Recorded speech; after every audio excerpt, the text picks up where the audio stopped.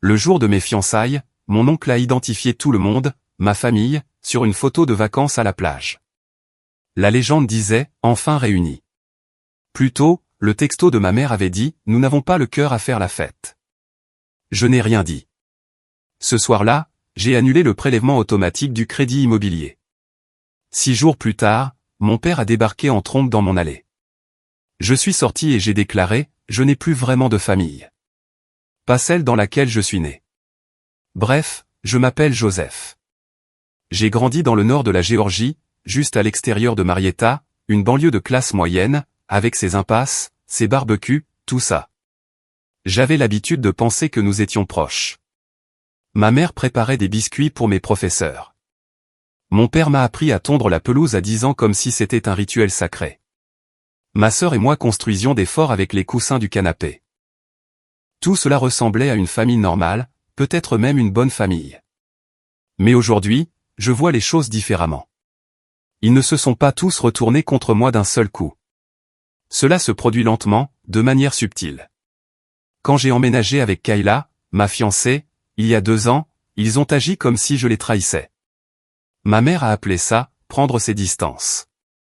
Mon père m'a dit que je faisais une erreur. Ma sœur m'a traité d'égoïste, disant que je ne pensais qu'à moi. Mais malgré tout, je pensais qu'ils finiraient par changer d'avis. Puis sont venues les fiançailles. Les parents de Kayla étaient ravis. Ils ont pris en charge l'organisation de la fête de fiançailles et m'ont dit de ne m'inquiéter de rien. Nous avons loué une magnifique salle à Roswell. Musique live, bar complet, dîner assis, tout le tralala. Tout le monde a reçu les invitations des mois à l'avance. Ma famille a répondu présente. Ma mère a même envoyé un message à la mère de Kayla pour lui dire à quel point elle était excitée. Puis, le matin de la fête, j'ai reçu un texto.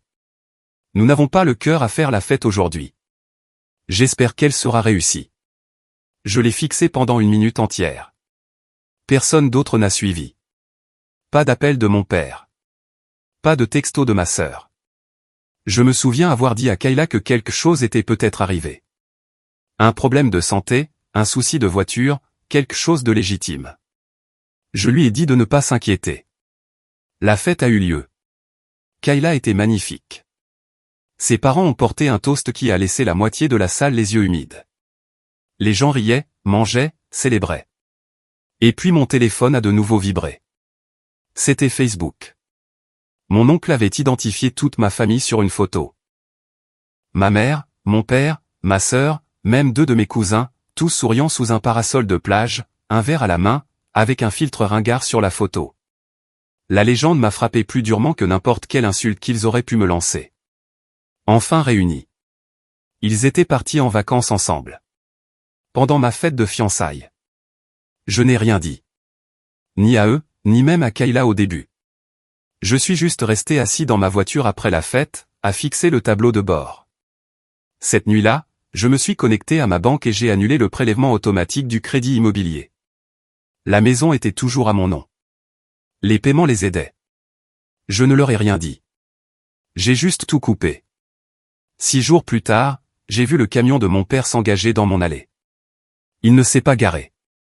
Il s'est avancé comme s'il était encore le maître des lieux. Je l'ai rejoint dehors avant qu'il ne puisse frapper. Je n'ai pas crié. Je n'ai pas posé de questions. Je lui ai juste dit, je ne vous dois plus rien. Il est resté là, clignant des yeux comme s'il attendait la chute de la blague, mais il n'y en avait pas. C'est à ce moment-là que tout s'est fissuré. Et ça ne s'est pas arrêté là. Je me doutais que j'aurais des nouvelles de quelqu'un à un moment donné. Je ne pensais juste pas que ce serait aussi rapide. Ça a commencé avec ma sœur. Elle m'a envoyé quelques longs messages le lendemain matin. Rien de très surprenant au début. Juste sa manière habituelle de parler quand elle pense avoir le beau rôle. Beaucoup de fausses inquiétudes truffées de piques discrètes. Elle a dit que le voyage à la plage était prévu depuis des mois, que j'aurais dû savoir qu'il ne viendrait pas et que je réagissais de manière puérile. Elle a même terminé l'un des textos par « Tu sais comment est papa quand il est stressé ?» Comme si cela excusait tout. Je n'ai pas répondu. Ni à elle, ni à ma mère, ni à l'email peu convaincant, j'espère que tout va bien, que j'ai reçu de ma tante 2 jours plus tard. J'ai laissé le silence s'installer. Je l'ai laissé grandir. C'était la seule réponse honnête que j'avais. Mais les parents de Kayla n'étaient pas faits pour le silence. Ils m'ont invité le soir suivant. Quand je suis entré, l'ambiance semblait étrangement formelle. Gary et Denise étaient déjà assis à la table de la salle à manger. Denise avait une chemise cartonnée devant elle, et Gary avait 2 verres de thé glacé. Je pensais que ce serait une conversation douce pour tourner la page, une suggestion parentale maladroite pour que je tende un rameau d'olivier ou quelque chose du genre. Je me suis assis. Gary a poussé l'un des thés vers moi. Puis Denise a ouvert la chemise et a étalé une poignée de photos imprimées sur la table. Elles provenaient de la fête de fiançailles, mais pas celles que nous avions postées. C'étaient des visages bruts, non filtrés, dans la foule. Des invités chuchotant entre eux, quelques-uns fixant maladroitement les panneaux « réservés » sur les chaises vides que nous avions mises pour ma famille. Une des amies d'université de Kayla articulant visiblement les mots « Où sont-ils » Denise m'a regardé et a dit « Ce n'est pas seulement ton nom qu'ils ont embarrassé. » J'ai regardé Gary, pensant qu'il serait plus neutre. Il ne l'était pas. Il s'est penché en avant, les coudes sur la table. Ils ont envoyé un message clair en ne venant pas. Alors, maintenant, c'est à notre tour. Le lendemain matin, Denise a appelé ma mère directement. Elle ne m'a pas dit exactement ce qui avait été dit, but j'ai compris le ton à la rapidité avec laquelle les choses ont dégénéré. Denise n'élève pas la voix, mais elle ne laisse pas non plus de place au contre-argument. Elle a dit à ma mère que je n'étais plus son petit assistant, que je n'étais pas un mari de secours pour les moments où papa ne voulait pas gérer les choses. Elle lui a dit que je ne leur devais rien, ni argent, ni faveur, ni temps. Et puis elle lui a dit que le crédit immobilier resterait impayé. Ma mère a raccroché sans dire au revoir. Mais ce n'était pas la fin. 3 jours plus tard, Gary et Denise sont arrivés dans notre allée avec quelque chose de gros sur une remorque. J'étais dehors en train d'arroser les arbustes. Kayla venait de rentrer d'une réunion. Nous nous sommes tous les deux retournés au bruit du camion qui reculait. C'est là que je l'ai vue. Une Cadillac XT6 toute neuve. Bleu nuit. Elle avait encore l'autocollant sur la vitre latérale. Un gros nœud rouge sur le capot, comme dans une publicité de voiture. Denise est sortie du camion et nous a fait un signe de la main comme si c'était un dimanche comme les autres. Gary a décroché la remorque et a dit « Il vous faudra quelque chose de décent pour vous rendre aux visites du lieu du mariage. » Je suis resté là, planté. Je n'ai même pas touché les clés quand il me les a tendues. Pas au début. Il ne s'agissait pas de la voiture. Il s'agissait de ce que la voiture disait, de la loyauté, du fait d'être présent, de choisir les siens. Plus tard dans la soirée, la mère de Kayla nous a dit quelque chose qui m'a marqué. On n'a pas à supplier quelqu'un de nous traiter comme si on comptait. Pas quand on compte déjà. J'aimerais pouvoir dire que ce geste était privé, mais ce n'était pas le cas. Nous vivons dans un quartier calme. La Cadillac trônait dans l'allée comme un trophée. Ma mère l'a vue avant même que je dise un mot. Je le sais parce que 2 jours après, ma sœur s'est présentée à la pharmacie où je travaille. Sans prévenir, sans dire bonjour. Elle s'est juste dirigée vers le comptoir, le visage rouge, et a demandé « Ça ne te dérange vraiment pas d'accepter l'aumône des parents de Kayla maintenant ?» Je l'ai regardée et j'ai dit « L'aumône vient généralement avec des attentes. Tout ce qu'ils m'ont jamais demandé, c'est d'être heureux. » Elle m'a fixé, essayant de trouver quoi dire ensuite, mais ça ne m'intéressait pas. Je lui ai dit « Vous avez tous fait votre choix. Maintenant, vivez avec. » Elle est restée là 1 seconde de trop. Puis elle a tourné les talons et est partie. C'était la première fois que je sentais vraiment le changement. La première fois que j'ai réalisé que je n'étais pas seulement en colère. J'en avais fini. Et je n'étais pas le seul, car Denise et Gary ne faisaient que commencer. Le silence de mes parents n'était pas tranquille. Il était calculé. Ils ne m'ont pas contacté après la voiture. Pas de texto, pas d'appel, pas même un commentaire sarcastique sur Facebook. Ma mère a complètement disparu des réseaux sociaux pendant environ 1 semaine. Puis elle est réapparue, postant une photo d'un plateau de fruits de mer d'un restaurant de plage dans les quays avec la légende « La paix et le calme sont le meilleur des remèdes ». Il ne fallait pas être un génie pour lire entre les lignes. Il ne faisait pas que m'ignorer. Il prétendait que rien ne s'était passé. Pendant ce temps, les parents de Kayla faisaient le contraire. La Cadillac avait à peine refroidi que Gary commençait déjà à parler de notre avenir. Il m'a fait asseoir un matin avec un dossier épais et m'a dit « Kayla et toi ne devriez pas commencer votre vie de mariés endettés. Vous avez travaillé dur. Vous avez mérité plus que ce qu'ils vous ont donné. À l'intérieur du dossier se trouvait une proposition, un acompte complet pour une nouvelle maison. Sans condition.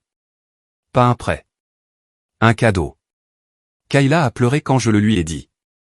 Moi non. Je ne pouvais pas.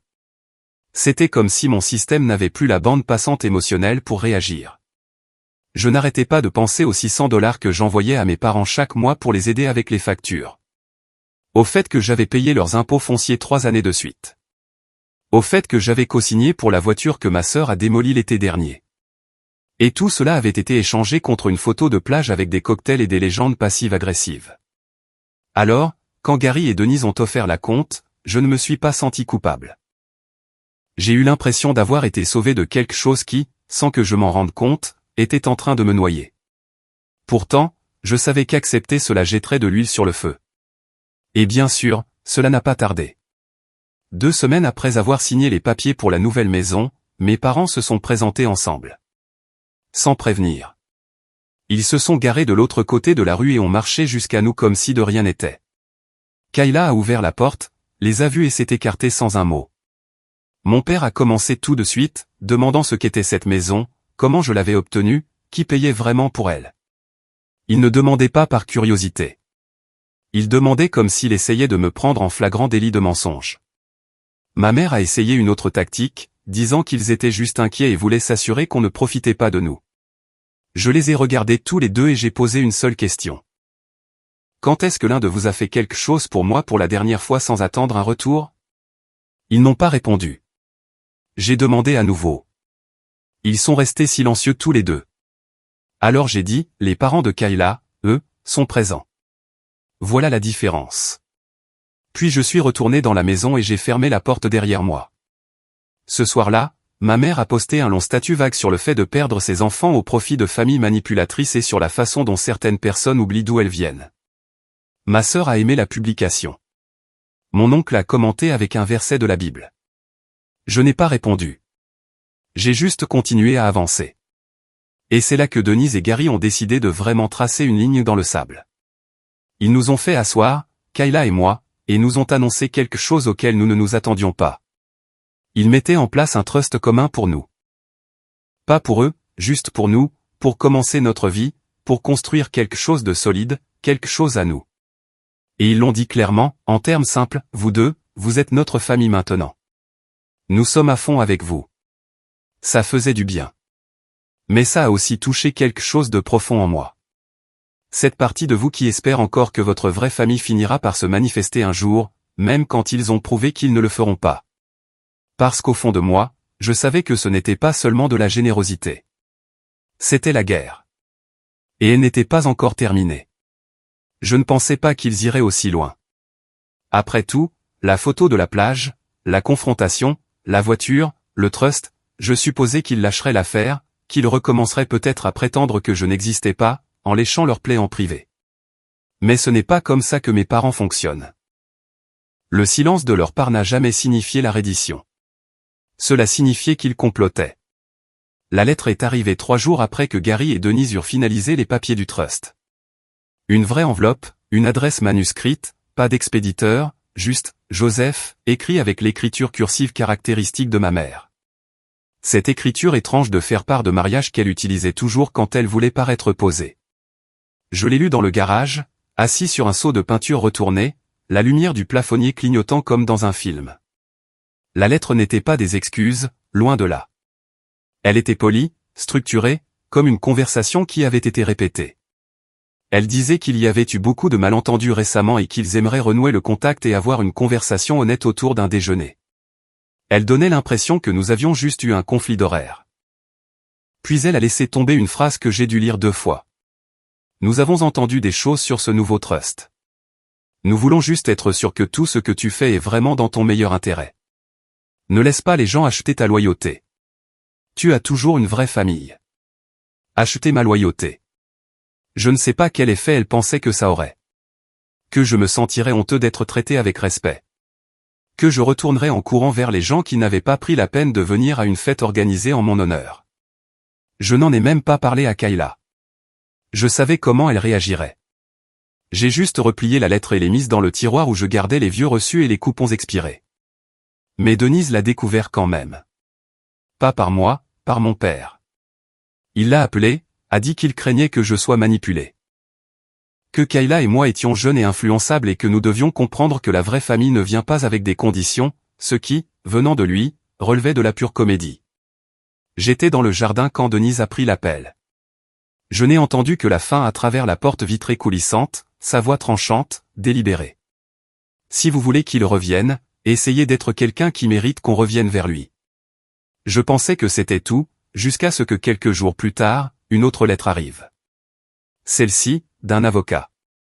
Mes parents déposaient une plainte, une demande formelle de remboursement pour des actifs partagés et des prêts familiaux. Ils avaient tout listé, l'acompte que je leur avais offert il y a 5 ans, la voiture pour laquelle j'avais co-signé pour ma sœur, même quelques appareils de cuisine que j'avais commandés pour eux lors de leur rénovation. Ils me poursuivaient en justice pour des choses qu'ils n'auraient pas pu se payer sans moi au départ. Je suis resté dans la cuisine, tenant la lettre, et pour la première fois dans tout ce désordre, je n'ai pas pu rire. Ce n'était même pas le procès en lui-même. C'était la mesquinerie, la réécriture délibérée de l'histoire. Ils avaient pris tout ce que j'avais donné et l'avaient transformé en une dette. Kayla n'a pas dit grand-chose au début. Elle a juste lu la lettre, puis a levé les yeux et a dit « Bien. Laissons-les essayer ». Gary est allé encore plus loin.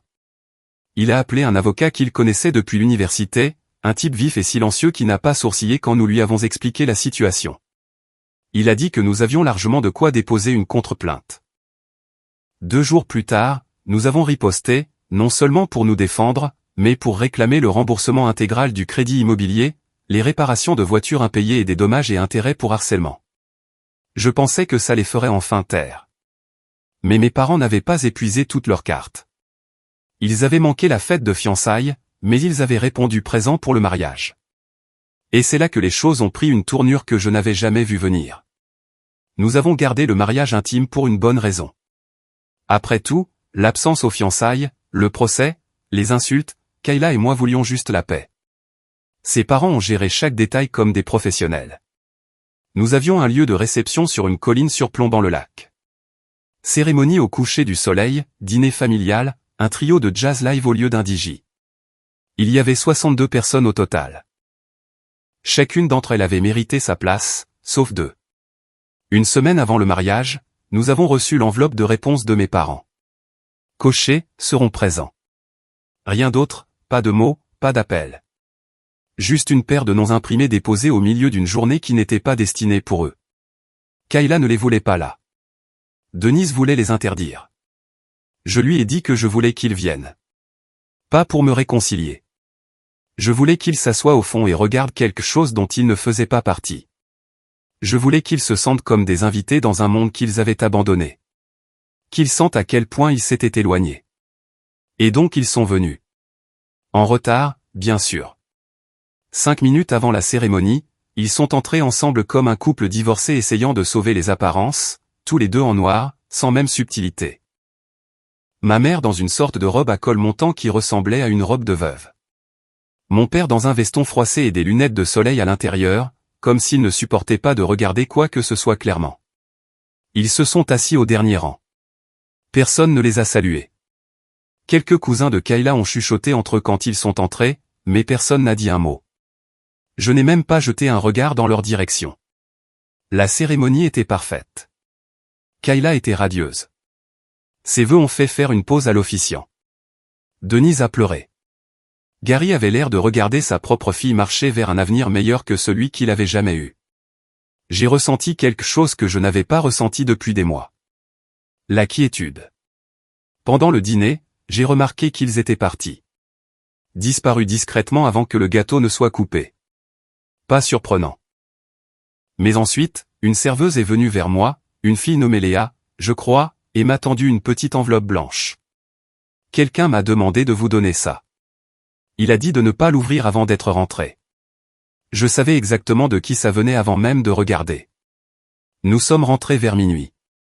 Kayla était à l'étage en train de se brosser les cheveux, fredonnant encore l'une des chansons de la piste de danse. Je me suis assis dans le salon avec un verre d'eau et j'ai ouvert l'enveloppe.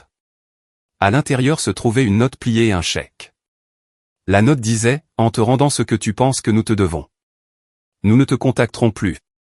C'est tout. Le chèque était de 28 000 $. Je l'ai regardé pendant un long moment. Mon nom imprimé proprement en haut.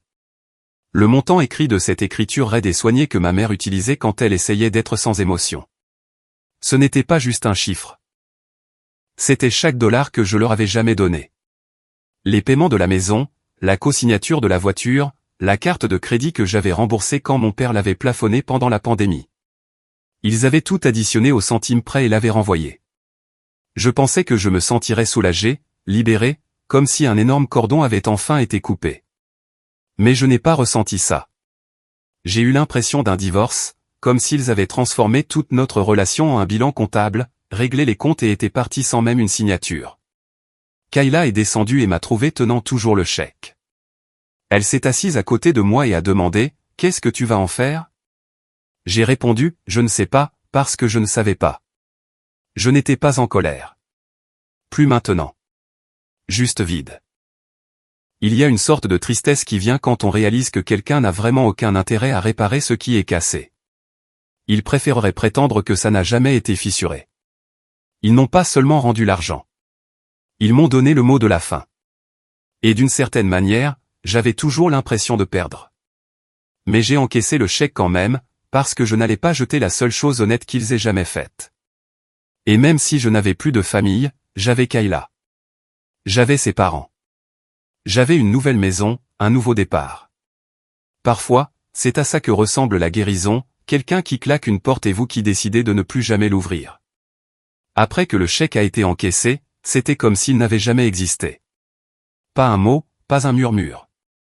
Mon téléphone est resté silencieux pendant les fêtes.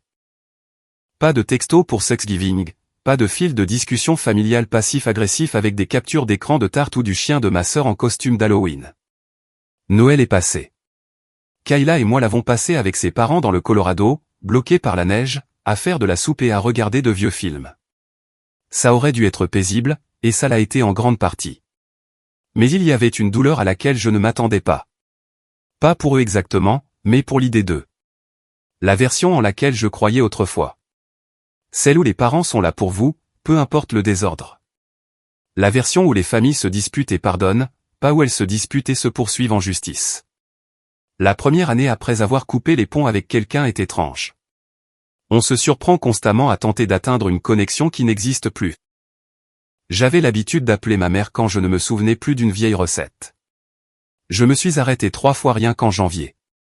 Kayla me surprenait parfois à regarder dans le vide. Je disais juste que je réfléchissais, ce qui n'était pas un mensonge, mais ce n'était pas non plus toute la vérité. La vérité, c'est que j'attendais quelque chose. Même si la lettre avait dit « Nous ne te contacterons plus », je m'attendais à moitié à ce que ma mère craque. Elle finissait toujours par le faire, mais pas cette fois, et mon père non plus. Puis est venu le moment qui a tout scellé. Les parents de Kayla nous ont invités dans leur maison au bord du lac pour le Memorial Day. Juste un week-end tranquille, barbecue, bateau, peut-être quelques amis. Nous y sommes allés, avons séjourné dans la chambre d'amis comme toujours. Et la première nuit après le dîner, Denise a sorti quelque chose emballé dans du papier de soie. Elle a dit que c'était pour nous, juste comme ça. Je l'ai ouvert et je suis resté là à le regarder. C'était une clé. Une vraie clé de maison en laiton poli. Pour la maison du lac, a dit Gary. On s'est dit qu'il était temps qu'elle appartienne à plus que nous deux. Il mettait l'acte de propriété à nos noms. Pas tout de suite. Il l'utiliserait encore quelques années, mais il voulait que nous l'ayons, pour la transmettre un jour. Je ne savais pas quoi dire. J'ai essayé de protester, de leur dire que c'était trop, mais Denise a juste secoué la tête et a dit, « Tu l'as déjà mérité, Joseph. Tu avais juste les mauvaises personnes pour mesurer ta valeur. » Cette nuit-là, pendant que Kayla dormait à côté de moi, je suis resté éveillé à penser à cette clé, au chèque et à l'enveloppe que je n'ai jamais renvoyée. J'aurais pu écrire quelque chose. J'aurais pu répondre, essayer d'avoir le dernier mot, mais je ne l'ai pas fait, parce que le silence est aussi une réponse. Quelques semaines plus tard, j'ai eu une autre surprise. Ma sœur m'a envoyé une boîte par la poste. Pas de mots, juste une boîte en carton avec 2 de mes trophées d'enfance, une photo de bébé dans un cadre fissuré et un vieux sweat à capuche que j'avais laissé il y a des années. Tout le reste, tous les cadeaux, les meubles, les appareils électroniques que je leur avais achetés au fil des ans, ils l'ont gardé. Mais les choses sentimentales ont été renvoyées. Kayla l'a ouverte et m'a regardé attentivement. J'ai juste haussé les épaules et j'ai dit, je suppose que c'est leur façon de tourner la page. Et c'est la dernière fois que j'ai eu de leurs nouvelles. Pas de grande dispute, pas d'explosion finale, juste une fin silencieuse et froide à quelque chose que je pensais indestructible. Maintenant, j'ai une nouvelle famille. Pas parfaite, mais honnête, présente, généreuse d'une manière qui ne se mesure pas en argent, mais en temps, en présence, en une loyauté qui ne disparaît pas au premier signe d'inconvénient. C'est une chose étrange d'être reconnaissant et en deuil en même temps. Mais j'ai appris que les deux peuvent exister chez une seule personne. Et j'ai appris à arrêter de pleurer ce que je n'avais jamais vraiment eu, en fin de compte.